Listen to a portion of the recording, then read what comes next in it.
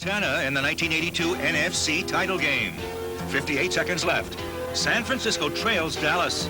Montana scrambles and hits Dwight Clark to send the 49ers into Super Bowl 16 against Cincinnati. The Bengals in black were also a Cinderella squad, but they didn't hit like Cinderella. Montana and San Francisco owned Cincy in the first half. Earl Cooper took this one in as the Niners built a big lead.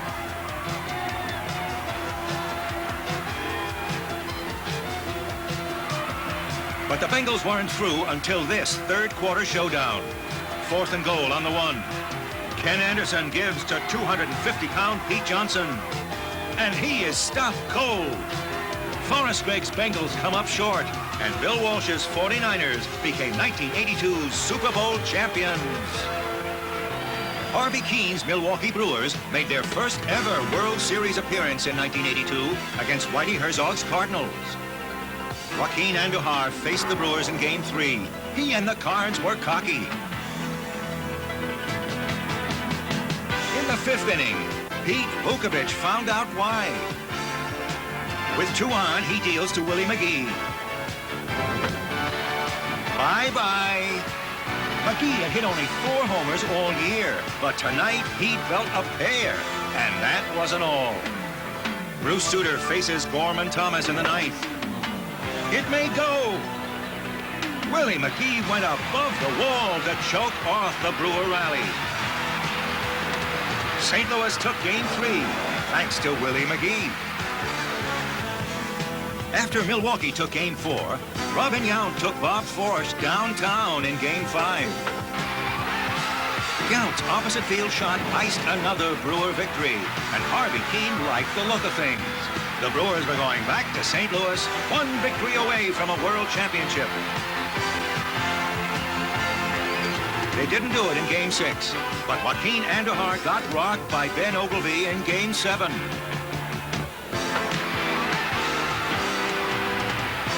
Oglivie shot tied his sudden death 7th game at 1-all.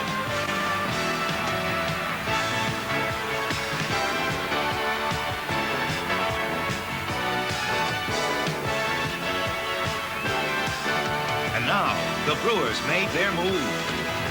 In the 6th, after Jim Gatner doubled, Paul Molitor dropped a bunt.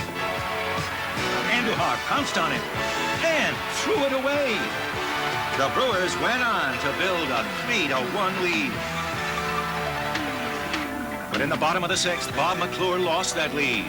With the bases loaded, Keith Hernandez drilled a 2-run single to center. It was tied up, and the Cards weren't through yet.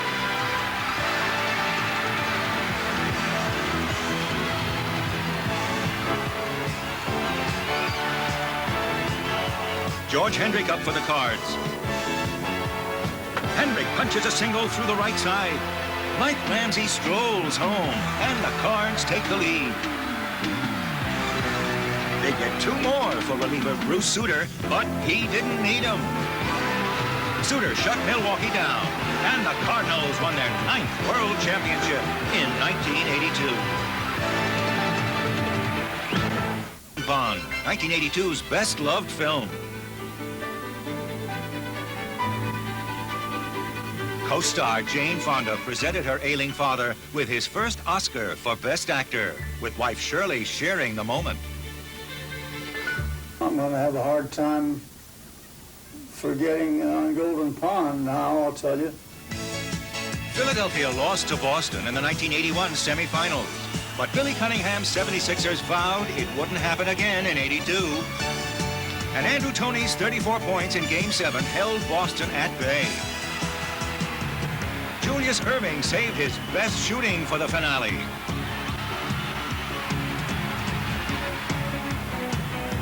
Big center Darryl Dawkins added some thunder.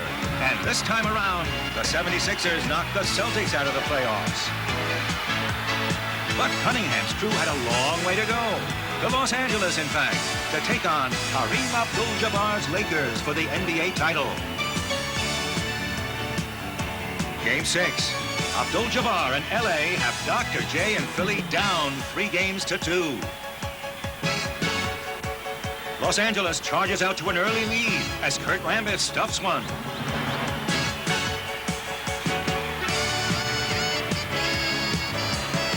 Philly looks to Julius to bring them back. Irving had seen defeat in the finals twice before.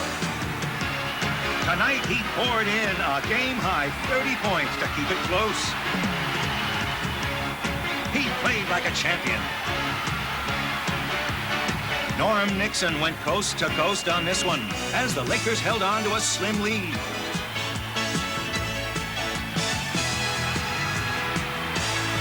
Now, series MVP Magic Johnson feeds Bob McAdoo, the all-important sixth man for LA.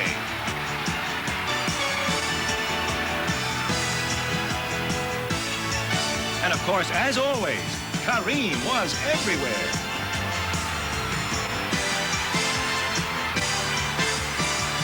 Magic Johnson and the Lakers gave the Philadelphia story an unhappy ending as Pat Riley's squad took the 1982 NBA title. Paul Bryant is certainly a legend in his own time, as many have said. He is an institution himself. Football's Paul Bear Bryant retired after coaching Alabama to 6 national titles and winning more games than any college coach. And this automatically makes him the best head football coach in the history of college football. Bear Bryant was tough, but his players would miss him. President Reagan stopped by to deliver a few words of encouragement as the team said goodbye to the Bear. There comes a time in every profession when you need to hang it up. That time has come for me as head football coach at the University of Alabama. Number 34, Herschel Walker, chose the University of Georgia by a flip of the coin. That coin was worth a fortune to Georgia Bulldog fans. Walker should have traded in that number 34 for a cape with an S on it. This Bulldog combined 220 pounds of pure power with dazzling speed. As a junior in 1982, Walker was named everybody's All-American for the 3rd straight year.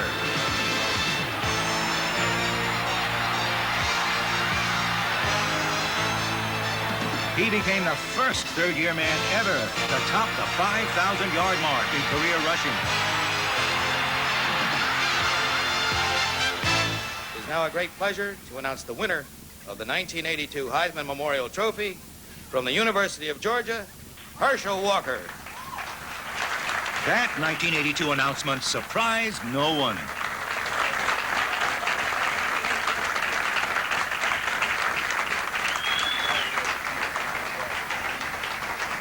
And would you say a few words, Herschel, to the folks back? Herschel Walker, a world-class athlete, a class act all around. I'd like to give a big thanks to the team because I think life is made up of teams, and I think if it wasn't for them, I couldn't be here. I know a lot of people think this world is made of individuals, but life is a team, life is a group, everything works together. And I think winning the Heisman this year, because of the many fine talent that college football has to offer, and I'm not going to put myself the front runner because I think Eric Dickerson and John Elway and all the others are fine athletes. But then again, I'd like to say thank you. Thanks a lot. Hi, Larry Legend, after this. August 18th, 1992, a true legend leaves the game. Larry Bird, who led the Celtics to 3 world titles and earned himself 3 MVP awards, can no longer play through severe back pain. He and rival Magic Johnson are credited with the rebirth of the NBA. Tune in every day for this day in classic sports. In the 1981-82 season, Gretzky scored a record 92 goals and broke his own record for assists. On the ice, Gretzky was the king. But the New York Islanders were the budding dynasty. In 1982, the Isles were going for their 3rd straight Stanley Cup against the Vancouver Canucks. In Game 1, Denny Potvin put the Isles on top with a bullet. Potvin, number 5, added another on the unstoppable New York power play. But Vancouver later tied it and sent Game 1 to sudden death. With 19 minutes gone in overtime, Kyle Mike Bossy intercepted a clearing pass, and it was all over. The Islanders also took Game 2 and moved on to Vancouver to wrap things up. Islander goalie Billy Smith was just too much for the Canucks in Game 3. Winner of the Vezina Trophy as best goalkeeper in the league, Smith showed he was that and more.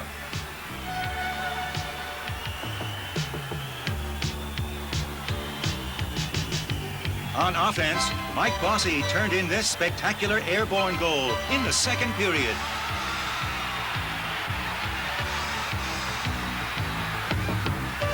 Watch it again. Game 3 was a 3-0 shutout for Bossy, Billy Smith, and the Isles. The Canucks feared a sweep, and Bossy gave them reason to fear. Mike knocks in a deflection here to snap a tie.